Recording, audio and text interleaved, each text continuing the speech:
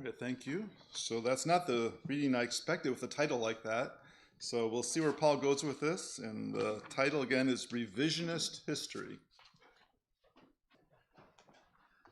Good morning. Love to you all from the Bloomington brothers and sisters. What a great gathering, like Dan said. This is a great thing to be together. Well, you may have noticed in the realm of the law and politics and business and so forth, that a lot of times you hear spin on the recounting of events. Things are spun a certain way to conform to political correctness, or whatever you want to call it. The facts of history, which might be very recent history, are downplayed, or different spin is put on a lot of things. And this is called revisionist history, when you take a historical event and you change it in the retelling, or you give it a different emphasis, or shade it a certain way that supports what you want to believe, or supports what current thinking would support. So you may have noticed that in the world around. Anybody not noticed that in the world around? Well, you may also have noticed that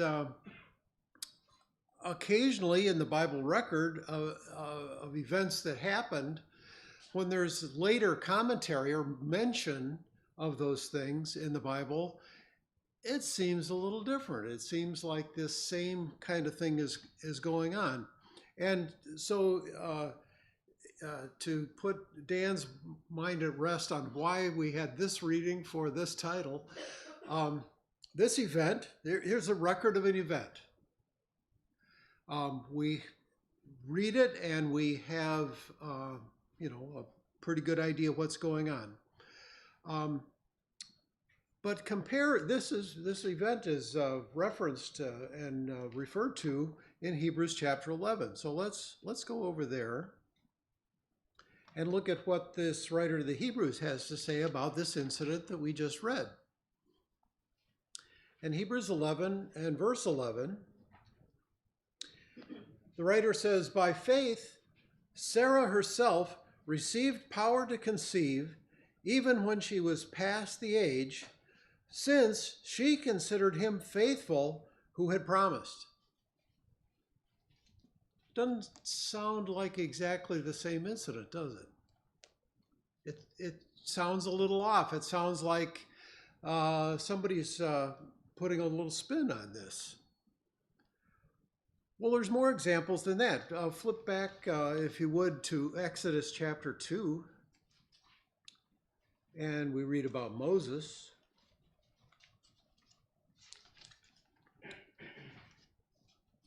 Verses 11 to 14. One day, when Moses had grown up, he went out to his people and looked on their burdens, and he saw an Egyptian beating a Hebrew, one of his people. He looked this way and that, and seeing no one, he struck down the Egyptian and hid him in the sand. When he went out the next day, behold, two Hebrews were struggling together, and he said to the man in the wrong, "Why do you strike your companion?" He answered, "Who made you a prince and judge over us? Do you mean to kill me as you killed the Egyptian?" Then Moses was afraid and thought, "Surely the thing is known." When Pharaoh heard of it, he sought to kill Moses, but Moses fled from Pharaoh and stayed in the land of Midian. Well, this incident is referred to in the New Testament as well. As you may remember in Acts chapter 7, when the evangelist is making his defense, as Stephen making his defense before the authorities, the religious authorities. And his whole defense consists of retelling incidents from Israel's history. And my personal belief is that Stephen was trying to direct their minds. Hey, don't you see this is a type of Christ? Don't you see this is a type of Christ? Don't you see this is a type of Christ? On and on and on through Israel's history. I think that's what's going on. But just the specific incident here is in chapter 7, starting in verse 22. And Moses was instructed in all the wisdom of the Egyptians, and he was mighty in his words and deeds. When he was 40 years old, it came into his heart to visit his brothers, the children of Israel. And seeing one of them being wronged, he defended the oppressed man and avenged him by striking down the Egyptian. He supposed that his brothers would understand that God was giving them salvation by his hand, but they did not understand. Again, that seems to be a different story, right? The historical record from Exodus seems like it's being twisted a little bit to conform to some later thought by Stephen here. It seems to be a different story. We won't look it up, but you're familiar, I'm sure, with Job and his experience recorded in the book that carries his name. And very often in commentary about Job, he is portrayed as a complainer. Sometimes he's portrayed as being firmly in the wrong, and in fact almost echoing the arguments of the so-called friends who were actually Job's accusers and enemies. But even if people don't go that far to adopt the arguments of the friends, Job is usually portrayed as finally giving in and venting his feelings towards God, and actually accusing God of wrong. But once again, we have a commentary in the New Testament. This one is in James chapter 5.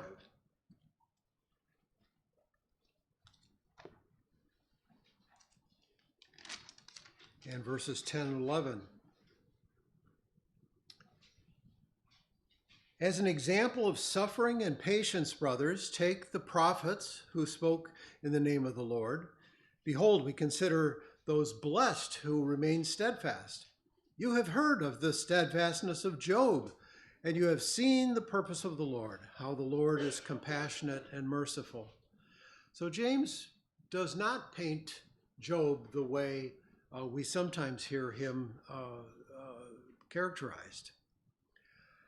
Another one that we won't exactly look up, but you'll remember, a lot of times we will look at the life of Lot and think about the choices that he made. And there seemed to be a series of choices that led him to be in the wrong place.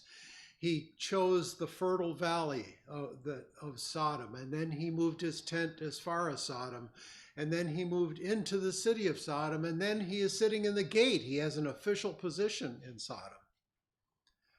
And, very often commentators will say that's, we see a step by step going the wrong way, going the wrong direction.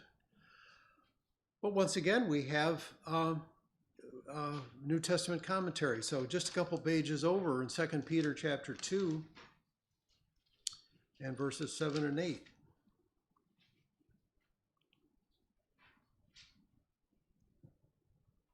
This jumps in the middle, but we'll get the part that we need here. And if he rescued, this is God, if he rescued righteous Lot, greatly distressed by the sensual conduct of the wicked, for that righteous man lived among them day by day, and he was tormenting his righteous soul over their lawless deeds that he saw and heard. And so if God can rescue Lot, then the Lord knows how to rescue the godly from trouble. So there's another one where we look at the historical account, it doesn't seem to match the New Testament commentary. And if you want to go back a few pages again, back to Hebrews chapter 11, just a couple more examples. Chapter 11 and verses 32 and onward. The writer says, "And what more shall I say?" He's been talking about all of these faithful people. "What more shall I say? For time would fail me to tell of Gideon, Barak, Samson, Jephthah, of David and Samuel and the prophets, who through faith did all these amazing things that the writer details then." So just the mention of their names, but what do we think of when we hear the name Jephthah? We think of a man offering his daughter as a human sacrifice, as a burnt offering, an abhorrent thing. And yet here he is in Hebrews 11 as an example that's held up to us, an example of faith. And how about Samson? When we hear Samson's name, what do we think of? I mean, our minds go to the Sunday school stories, right? And we think of a man who is driven mostly by lust and by willfulness. And yet, here he is in this catalog of faithful people. And you may have noticed others when you do your readings. There are things that just, what we read later just doesn't seem to reflect what we saw earlier. So is this, in our Bibles, revisionist history? Is this changing the facts to suit a current position that you want to support? I think that's a fair question to ask, and I think it is worth thinking about. We see it in the world, but should that be what we see going on in the Bible? Well, I would say what's actually going on in the Bible is inspired insight into those events of the past. Added information, not changed information. Information that helps us in our walk in faith, and the New Testament writers are highlighting for our benefit. Look at this faithful person, and they were in a position that might have been uncomfortable or might have been a bad situation, but look what they did, how they came through it. I think that's what's going on with these commentators in the New Testament. And with the comments, with the insights given us in the New Testament, I think we maybe want to go back and examine the conclusions that we have perhaps leapt to in those Old Testament accounts. So if we embrace the added insight, we might come to realize that Sarah wasn't laughing in scorn the way she is sometimes thought of as, scoffing at the promise of God. The writer to the Hebrews would seem to indicate that's not what was going on in her mind.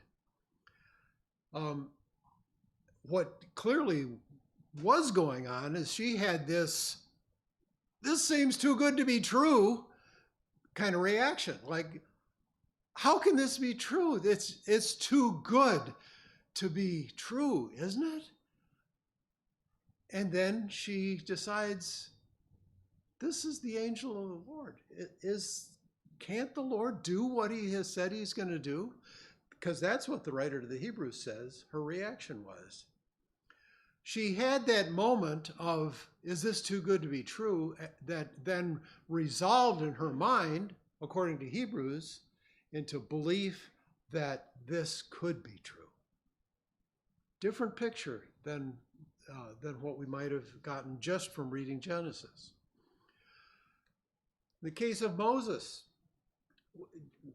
just what we're told. He witnessed an assault. He witnessed a violent, murderous assault. And what does Stephen say he did? it, the Exodus account just says that he struck the Egyptian.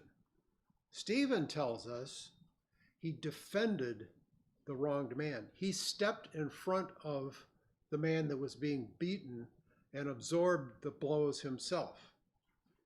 And he looked around, right? And usually it's depicted as he's looking around, nobody will see me. That he's acting impulsively and in fact murdering the Egyptian. That's the way it's usually portrayed. But what if he was looking around for someone to help him defend that man, and he sees nobody? There's nobody but him. And he struggles with this person, the wrongdoer, the assailant, and ends up killing him. That's the picture that Stephen gives us of that incident. Job, we talked about, he's held up within the book itself and later as being an astounding example of uprightness. To the children of God, the sons of God, the congregation, the ecclesia, if you will, that Job belonged to, God holds him up and say, have you seen my servant Job? There is nobody more upright than this. Job is in fact held up in the book and later as a type of Christ. The man who suffers without drifting into sin. So if God is holding him up as an example, and he says at the end to the friends, you haven't spoken what's right about me like Job has. Job spoke right about me. We might want to rethink our conclusions about Job. Regarding Lot, I really can't argue that Lot didn't make some choices that maybe he shouldn't have made. I think that's probably true. But on top of that, we have the commentary from Peter that in spite of some of those choices not being spiritually good for Lot, that he felt vexed. He just terribly exercised, really upset by the immoral behavior in the place where he was living. And this one really hits home to me because I feel pretty vexed about the immoral situation in the world that we're living in. I cry out to God about that. Lot cried out to God about that, Peter tells us. His situation sounds an awful lot like ours. Where do we live? Where have we moved our tent to? What city are we living in? It's not, yet the city of God. It's a place that's full of immorality. And so what do we do with that? Well, we cry out to God about it. That's what the lesson of Lot is. Just to talk about Jephthah for a minute. Hopefully, before drawing conclusions about what Jephthah did, we would actually look and investigate in the laws regarding the vow of persons, because it's there. It's there in the law, what you can do to vow a person to God. And the idea of the whole burnt offering is, from the law, clearly metaphorical. That the person is being given whole to the service of God. And that's what Jephthah did with his daughter. It's what Hannah did with her son. This was something that the law provided for, to give a person entirely to the service of the Lord. So there's no real mystery there about, why would Jephthah's name appear in Hebrews chapter 11? Because he, as he had demonstrated in everything else that he did, he knew the law, he knew his history, he knew what the right thing to do was when he had opened his mouth and made a vow, and he fulfilled the vow of persons. Well, given the examples that we've looked at, we might want to extend the principle a little bit more. So there's other people that we have questioners in our minds about what's recorded that they did, and we don't have a later commentary on. So what do we learn from these examples where we do have a commentary? So people like Tamar and Judah, and Simeon and Levi with Hamor and Shechem, and Rebekah and Jacob deceiving Isaac. These things that we may have different points of view, and definitely Bible students do have different points of view about these. But if we question our minds, people that are held up as being faithful, and we wonder about what they did and what they said, think about Stephen looking back, and Peter looking back, and James looking back, the writer of the Hebrews looking back, and acknowledging the faithfulness of those people and realizing there must be something more going on. There's something for us to think, why is it presented to us the way it is?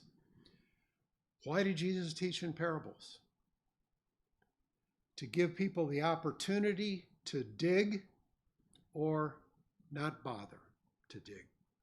And I think that's a lot of the reason of the stories as they're presented to us. They're shrunk down, they're compressed, and we are expected to unpack that and look more deeply into it.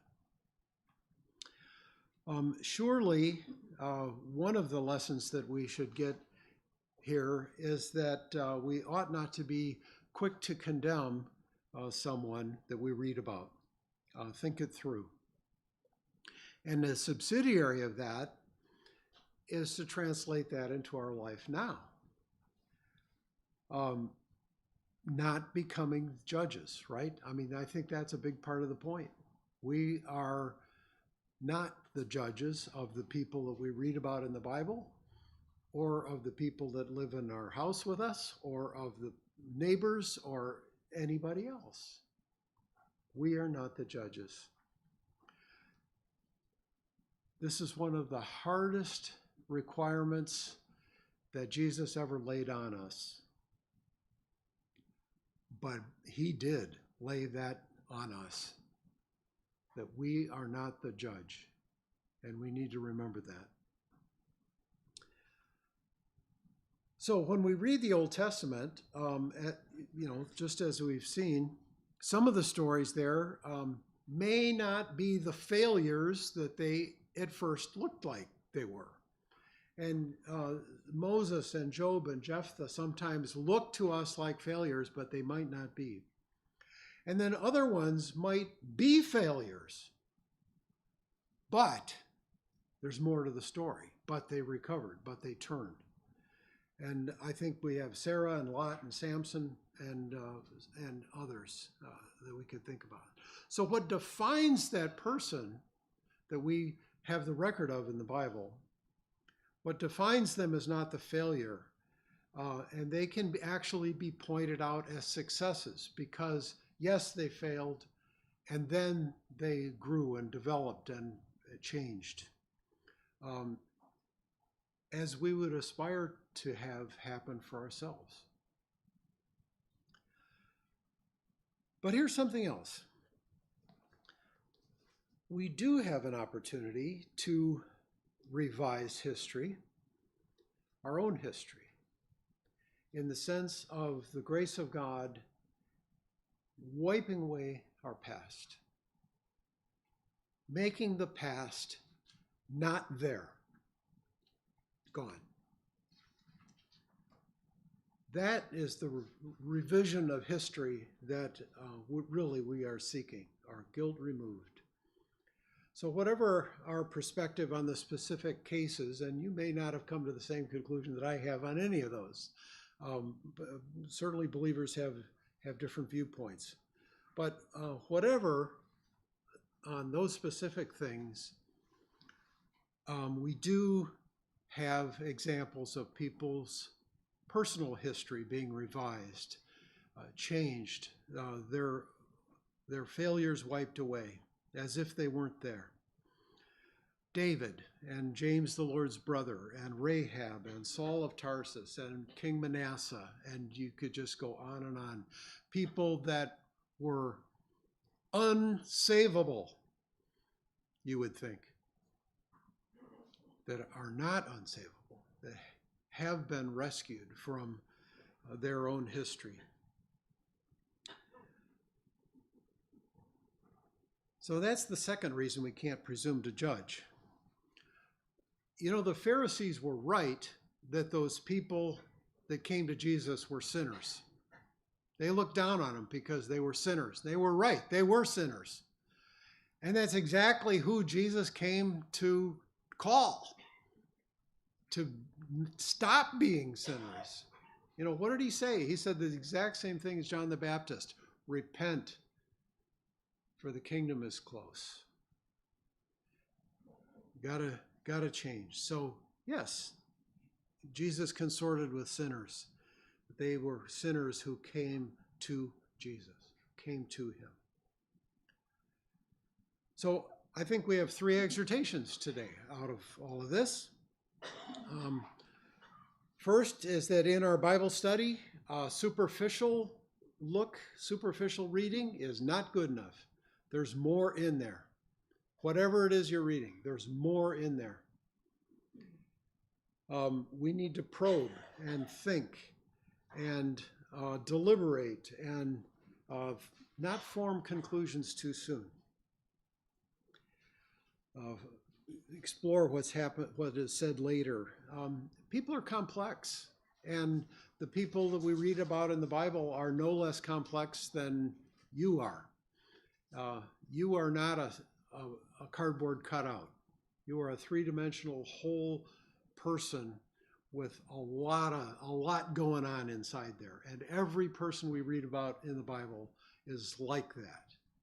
They're a whole person with all kinds of stuff going on inside. Second exhortation, often stated, so hard to implement, don't put ourselves in the role of the judge. Leave that to Jesus. And I would say the most important exhortation for right now at this meal is the opportunity for our own history to be revised, for the past to be wiped away, the grace of the Almighty God, the loving sacrifice of our Lord that we are here to remember. Thank you.